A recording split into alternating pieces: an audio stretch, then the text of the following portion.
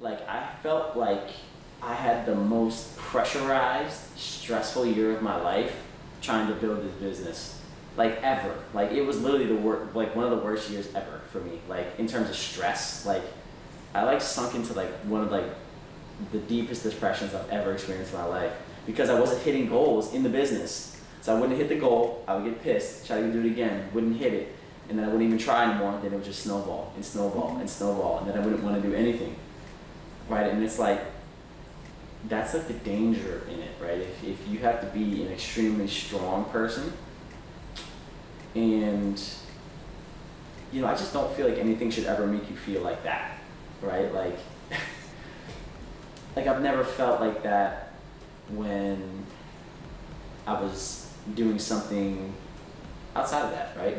Whatever the case may be. Like, I've never felt that kind of snowball emotions ever outside of doing this. You know, I think a lot of it has to do with, you know, like you had said, you know, that toxic reinforcement, that toxic positivity of like, you know, oh, you want to fit in, you know, you want to get recognition, you want to feel like you're a part of something. And in order to be a part of something, you have to do something out of the ordinary. You have to do something actually, you know, you have to do something crazy every single day, right? Because, you know, people don't acknowledge, you know, just the average stuff, right? So then you try to do a little bit more, you know, a little bit more. And the screwed up thing about it is too, is that they build that culture. They build that culture to try to always one up yourself, to try to seek the recognition. They say don't seek the recognition. If that's the case, then why do you recognize them? Yeah. You know what I'm saying? It's like, oh, don't seek the recognition, but oh, you know, I did something. Oh, let me recognize you. Like, go speak in front of everybody, talk about what you did to get to that point. You're literally building that culture. So it's like, you know, you just start to see stuff, right? And it makes you think like,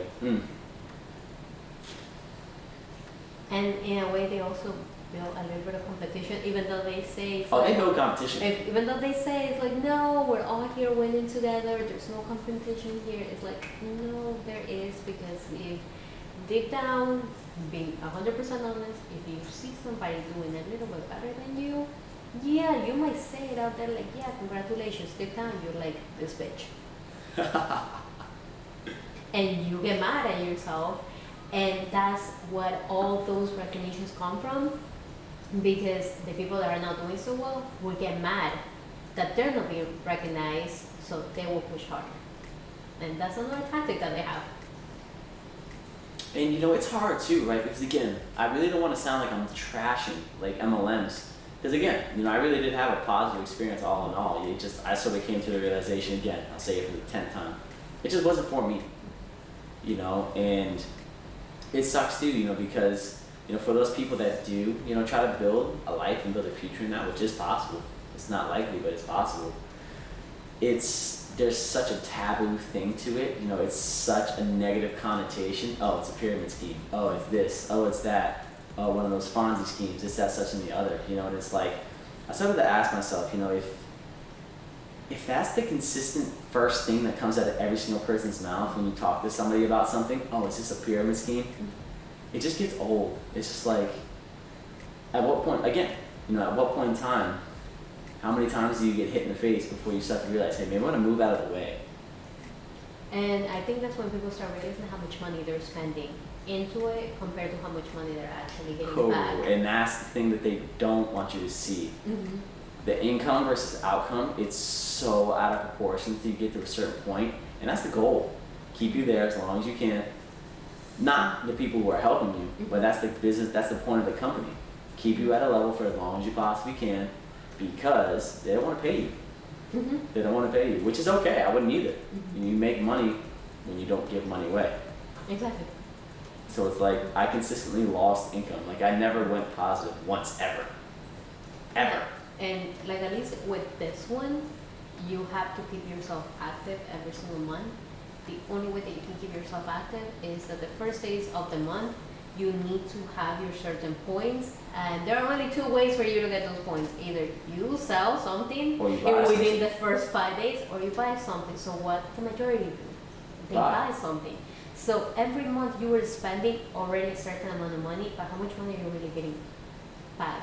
And they still make you feel like when you do get something paid back, that you should be super grateful, that you worked so hard for it. But okay, look at your bank account. How much money you spend? How much money are they getting you back? Tell me why you didn't buy, why you didn't pay for you to keep yourself active on this, and that it's not even giving you half of what you spend. Mm.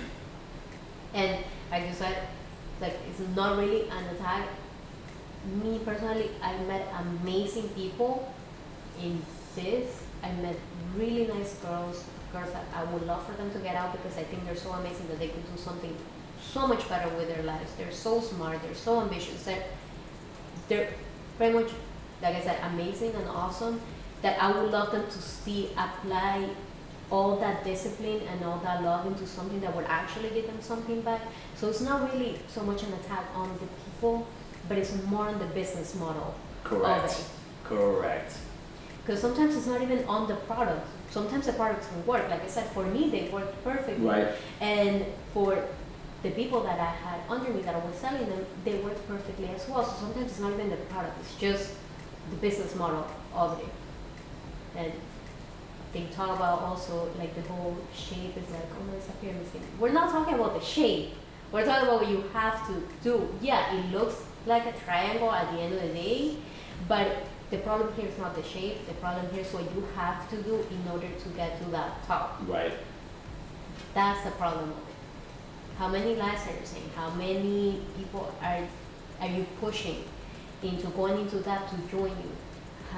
And also, it comes to a point where you do rely on your downline in order to stay successful. Yes. So what happens when 50% of your downline decides to say, I'm done? That's such a great point, because that's so true too, right? It's like you put in all this hard work and the whole time your entire livelihood depends on another person.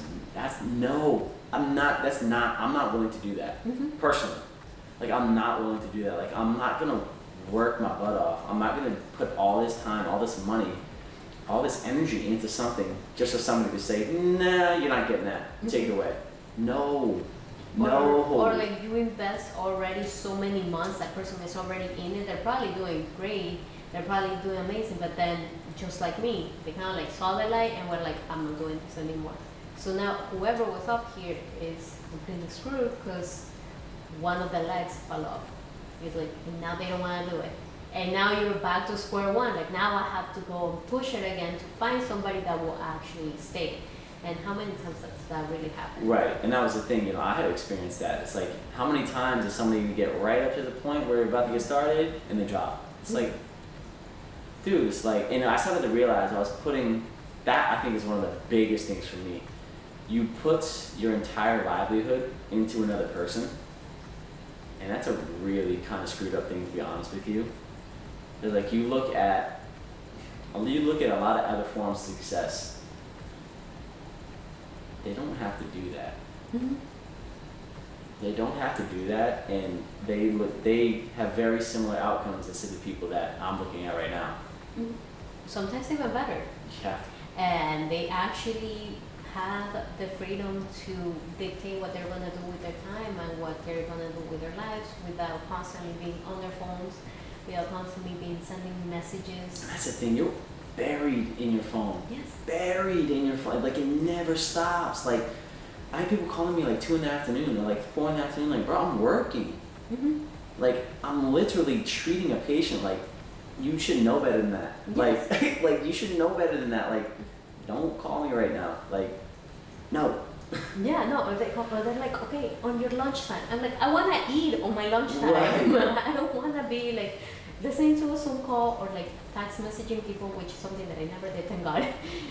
But I don't wanna be a slave. I don't wanna have that dictate my free time or feel bad, because that was another thing, because they will put in your head that if the business is not going great, it's because you are not working hard enough. So sometimes you would even feel bad about being out there and having fun. It's like, why am I feeling bad about spending time with my family instead of being like trying to make this work? Like, why am I feeling bad? And that's the thing too, it's like, you put, and they'll say, if somebody doesn't understand what you're trying to do, they're not your friend, or they're not your family, or whatever the case may be. It's like, I put a lot of strain on a lot of relationships that I actually care about, in a sense, that I might have damaged because I was trying so hard. And it's like, that's pretty messed up to me. Like one of my good friends, like my hometown, like my boys, like we grew up together. We lived in like the same cul-de-sac. Like he was getting ready to get started. He like came to a conference and everything was cool, we're chilling, and then he just never talked to me again. It's like, that's weird.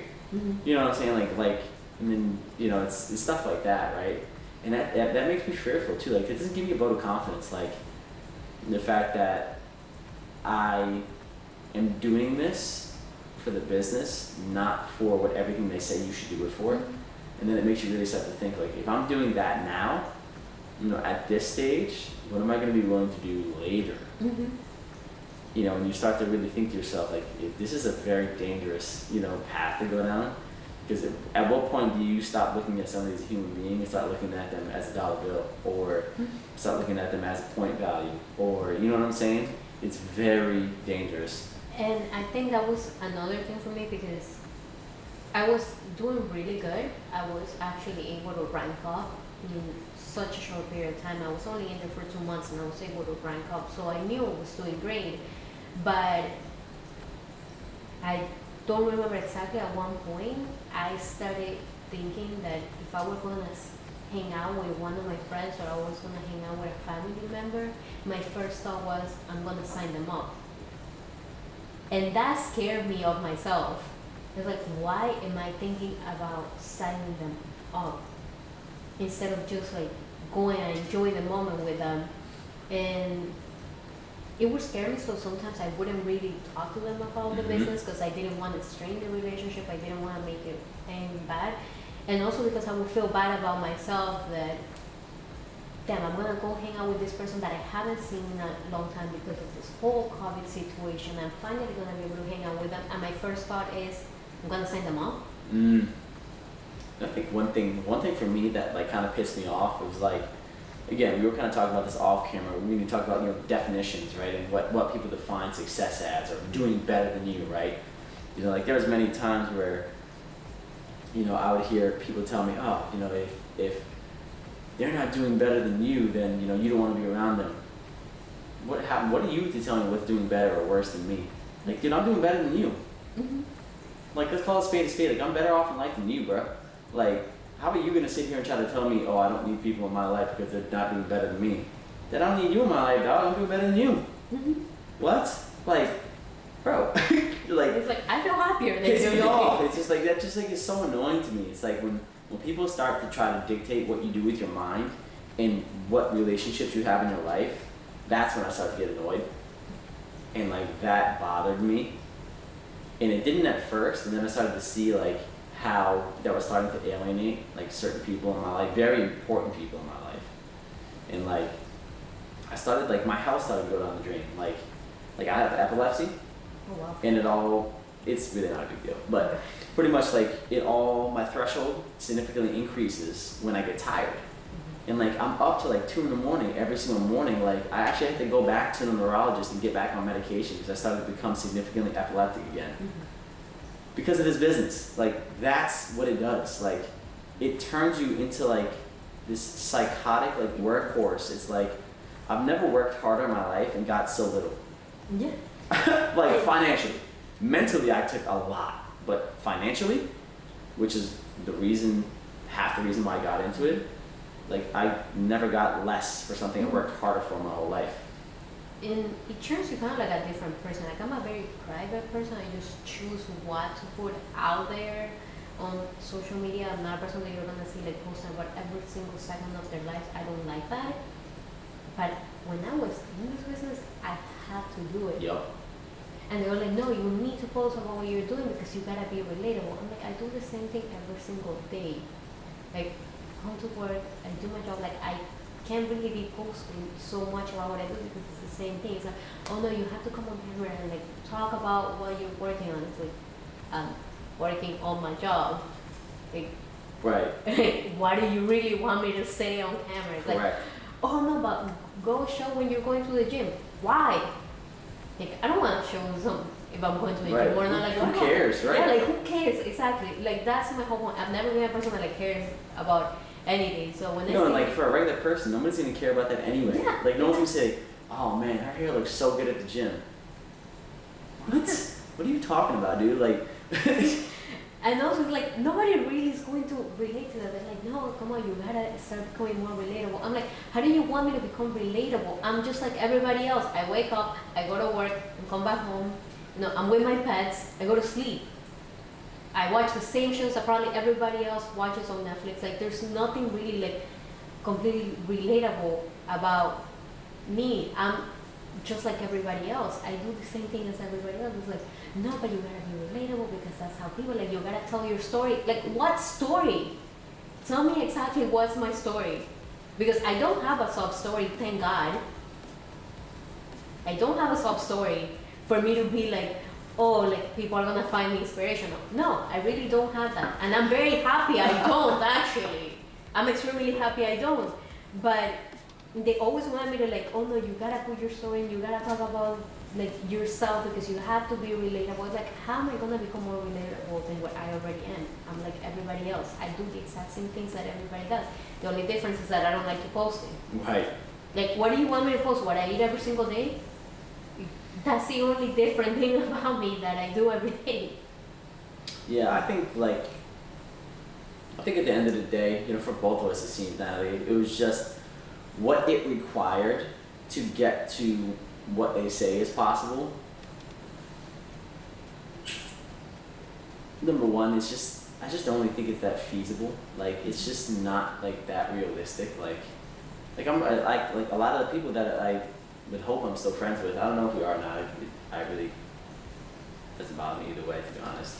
But I hope we are, you know, because I like them. You know, I think they're really good people, and I really enjoy them. And you know, I had some cool memories with them. But you know, it's like I know I'm gonna be successful. Like, and I know I don't need that. Like, I hope that they can find success in that because they believe that that's what's gonna provide that for them. You know, and I just, you know, I honestly get nervous for them, not me. Like, I know I'm gonna be all right. Like, No, yeah, exactly. I know I'm gonna be okay because it's like, I just know I'm gonna be all right. Like, I don't need that necessarily, but I hope for them that they don't put all their eggs into that and it burns them. Because it happens to a lot of people. Why do you think people are so bitter about this? Why do you think when people talk about this, they literally start crying in frustration and anger and sadness because of something like this method, right? This methodology, this kind of business plan. And I mean, just like you said, I'm gonna be fine regardless. So that's very much like my whole faith in it. At the end of the day, I know I'm gonna be fine, so I don't really need this. And it pisses them off. And in a way, they try to sometimes. Now that I'm out, I'm actually out of all the chats. My phone doesn't ring anymore, thank God, because they do remove you from everything when you decide to be out. see ya. Yeah. Peace. You're no longer an item to them that will be able to help them succeed.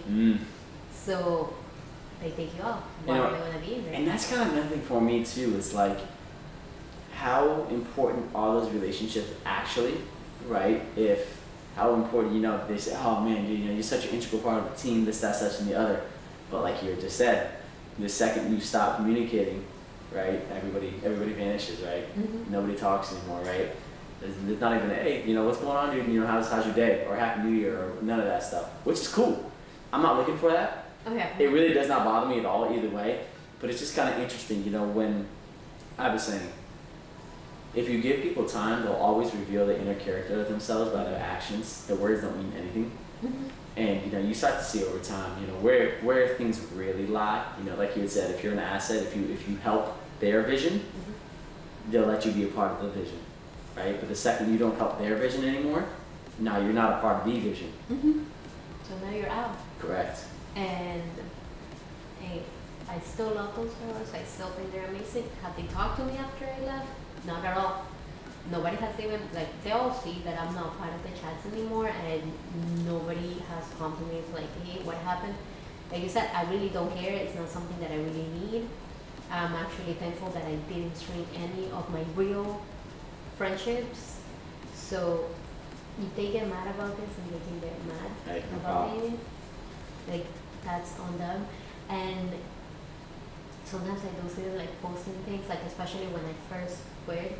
They were like, oh, the only way that you can tell about anything is if you quit on yourself. I knew at times it was like a little jab at me, and I'm like, you can post about this all you want, and it's not going to affect me. That this is not gonna make me feel guilty, or it's not gonna make me feel like I need to come back to it. Like, no, and I think another reason why they're so mad about it is because, again, I was really good at it. So they were like, oh, she's not being perfect, you know, she's already on fire. So like, she's a perfect asset On too. fire. Yeah. Oh my goodness, I haven't heard that in such a long time. On fire. Yeah, she's like on I'm fire. so on fire right now. Like, she's gonna do great. And then suddenly, the moment after I rank up, because it was so funny, the moment that I got my bonus, I was like, peace. So it was a huge surprise, I think, for them. That's awesome.